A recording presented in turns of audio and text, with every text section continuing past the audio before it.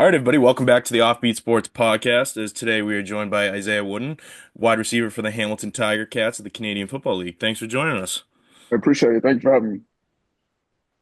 So, Isaiah, you actually began your college football career at the Division II level at Dixie State University before, transferring to Kent State for the 2020-2021 season. So, just kind of wondering if you could talk to us about how your experiences at these two schools kind of helped further your football career and prepare you for those big seasons that you eventually had at Southern Utah.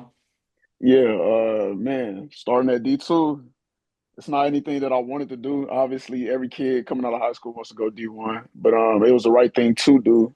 And I'm blessed that I had the opportunity to go to Dixie State and start my career there. It was fun, man. Got to, start as a true freshman on kick return, played a little bit in wide receiver.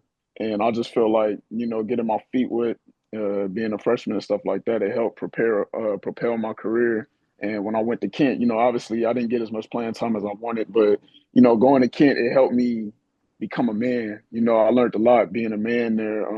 The coaches that I had, strength and conditioning coaches, they just instilled in us a lot of hard work. And, it was a lot of early mornings, waking up, going lift, man, calluses on your hands, doing plate drives and stuff early in the morning. But I mean, uh, I loved it. I loved every bit of it. And I feel like that's what really helped me propel my career to the next level once I got to Southern Utah and then having those great seasons like that. Yeah, so when you transferred to Southern Utah, you had two seasons there where you posted monster numbers. So what do you think it was that allowed you to succeed there and draw interest from professional teams? I would just say my determination, man. I never gave up, no matter what was going on, no matter what was in front of me, man. I just never gave up and I just kept going. Anything that came up, man, I just was like, at the end of the day, I'm here for a reason, so I just got to give them my all. And going back to Kent, that's what they instilled in us as well. It's like if you're not getting any playing time right now, it's your job to get playing time. It's your job to make it a hard decision for the coaches and stuff like that. And I did everything I could there. And unfortunately, it didn't work out. But going to Southern Utah, I knew that I was in the right position. I was actually somewhere that I was familiar with as well, like being in the state of Utah. So that just helped me out a lot. And once I got there and I seen the, atmosphere of everything, the coaching staff, that made it easier for me to go out there and just play. And I didn't really have to think about anything and just let everything else just handle itself. Yeah, so following the NFL draft this past season, you ended up signing a UDFA contract with the Atlanta Falcons before eventually joining the LA Chargers for the preseason. So what was it like spending time in an NFL facility, and what did you kind of learn from coaches and maybe other players that you hope will help you succeed in the CFL? Man, it was a blessing to be a part of Atlanta Falcons, man. Like never in my life would I have thought that I would be an Atlanta Falcon. I always dreamed about being like a Miami Dolphin or something like that. But it's just the fact that I was in the NFL facility and I was with those type of people that I played Madden with, and stuff like that. It was very very humbling. Being in the building with Kirk Cousins, Michael Penix Jr. All of those guys like that. They just push you to a different extent. It's a different type of atmosphere. Obviously, there's people that's coming from D1 FBSs that's, played in national championship games, people that's played in Super Bowls, playoffs, and stuff like that. So it was just like being around that type of atmosphere, it propelled me to, want to go harder. And, being around those type of coaches as well, how they coach. It's a bit different than college. In the pros, you gotta know what you're doing. It's not they're not gonna tell you too much, but they're gonna push you to the extent that you need to get pushed in the pros.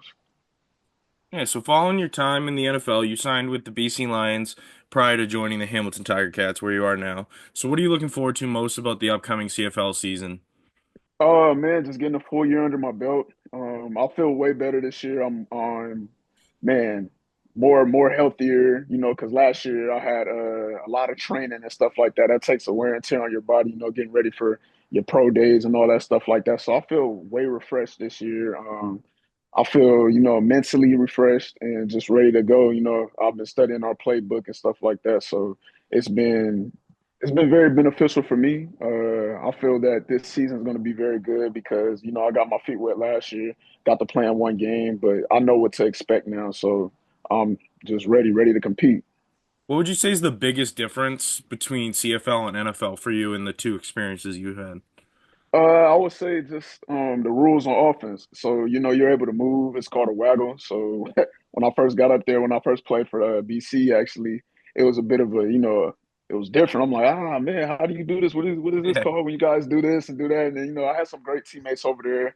They helped me out a lot. So when I did get to Hamilton, practicing and stuff like that, it was a bit easier. But I would say definitely the waggle and the punt. So punt return, you have like a 5 yard bubble they have to give you. Mm. So I feel like that makes it a bit easier. Catching the ball, focusing on catching the ball. In the states, people could come down to you and like they could hit you. They could hit Oh you yeah. even before you catch the ball. They're not supposed to, but it happens sometimes, unfortunately. But I would say out there, that's a different thing as well. But I mean, it works in my defense. So Yeah, I'm right. yeah ready for it. Less you have to get drilled, the better, right? Yeah. Yeah. So obviously I'm assuming your goal is to get back to the NFL at some point. What are you kind of looking to show this season to reach that goal and kind of show off for those NFL teams? Oh man, just showing consistency, man. That's been a thing in my life. I've always been the type of person that harps on consistency. So just showing the consistency to my teammates in the CFL, my coaches in the CFL, our GM, showing consistency to them and just how I go about myself and how I handle business, being determined, have perseverance and stuff like that, and then the rest will take care of itself. So, just right now, I'm just focused on this season. And, at the end of the day, whatever happens, happens. But Mm. right now, the season is coming up. So, focus on that, trying to get a great cup and, be the best version of myself. And I know the Patriots need some wide receiver help. They're struggling right now, but we're getting there. But we got some fun ones to wrap it up for you. So just some quick ones. So first, who's your NFL GOAT? Man, that's crazy. My NFL GOAT is Reggie Bush, man. And the reason why is because he's from the same city. We're from the same city, so San Diego, California. Uh, he went to Helix, I went to Helix. That's just somebody that I've always looked up to, coming from San Diego and making a name for himself, not just in college, but in the NFL as well, and being, that player that kids always want to emulate their moves after. I've been trying to emulate my moves after Reggie Bush since like I could remember 6 years old, man. And that's just somebody that I've always looked up to in the professional football world. What is your go-to pregame hype song to really get you ready for each game that you play? Oh man, that's a good one.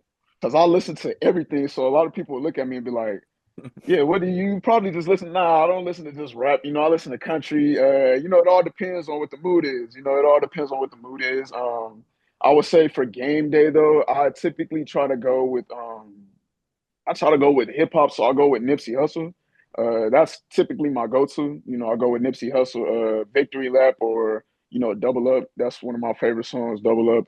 I listen to that a couple times before the game and puts me in the zone, just locked in, ready to go. What's your go-to country song?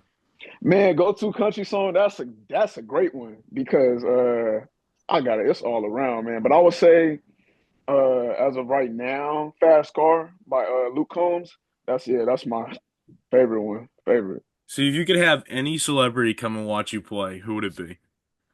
Man, that's a good one too. Y'all got some great questions. These are the Um, fun ones. These are the ones that tell us a lot. These are yeah, the other ones that just set up. These are really the interesting ones for us because they're always so different with everyone. yeah, they are. Man, one celebrity that come watch me play. Man, I would have to say, I would have to say one celebrity. I would love LeBron to watch me play. I'm a big LeBron fan, despite of what happened last night. Despite of what happened last night, man, I'm a big LeBron fan. I've been a big LeBron fan since I could remember, man. But like, just how he carries himself, just how he works so hard and how old he is, and he's still playing, and he still shows that he has more to go. Seeing like somebody coming to watch me play, it would have to be LeBron, man. Just so I can just show out. I mean, naturally you can see Aiden's wearing his Celtics hat, but naturally as Yeah. Boston fans wear LeBron I haters. know it. I But know it. you got to respect the greatness at some point, Exactly. even though I saw him take a dive last night where I was like, all right, come on, man. Hey, it always happens. You seen the one where he was like this when he hit his eye? Yep. Yeah, oh yeah. That's what drives me nuts about him. Like honestly, like he's a good dude. Like, but it's like if he's wicked strong, like just play tough. Just be a tough dude. Like, Man, I say it all the time. I'm like, Bron, just drive the ball, just drive the ball. And I'm like, okay, you're 40. I give you the benefit of the doubt, but I need you to drive the ball. Man, yeah. So you might have just answered this, but do you have a favorite non-football athlete that stands out to you? Oh man. Another one that I would say that stands out to me would have to be I'm gonna go with baseball. It would have to be D Gordon. He doesn't play too much anymore, but that's somebody that I looked up to as well. I played baseball as a kid. I was saying high school, and just seeing him play and everything that he came through and he did, it gave me the motivation to play. Like I was number nine, everything like that. So just seeing him play baseball is just like, oh man, it propelled me to play baseball. And I'm like, yeah, there's somebody I look up to that doesn't play football or that doesn't play basketball or anything like that. So yeah, it would have to be D Gordon. Plus, my dad went to school with his dad, and his father had played baseball for Philadelphia Phillies back oh, then. sick. So it's like a family. It's a family thing. So somebody I look up to as well. So if you weren't playing football professionally, what's another sport you'd like to play professionally? And I was just thinking about it too. I would play baseball, and I can't hit too good, but I can field pretty good. I can field like outfield, right field pretty good, and I can steal bases, man. I can steal bases. Especially with the bags that some of those players are getting right now. Like Soto got crazy money. They just made the Vlad just bags got bigger. paid. They just made it easier to steal bags too this Yeah, it past made year. the bases bigger. Yeah. Man, they gotta come and get me too, then, man. Come on, MLB. So that's all we got for you. Thank you for taking the time to do this interview with us. We appreciate it. Man, thank you as well, man. It's a blessing. Thank you. Yeah, good luck with your upcoming season. Thanks everyone for watching. Be sure to check us out on Instagram at offbeat_sports, and we'll see you next time. Call them all Texas.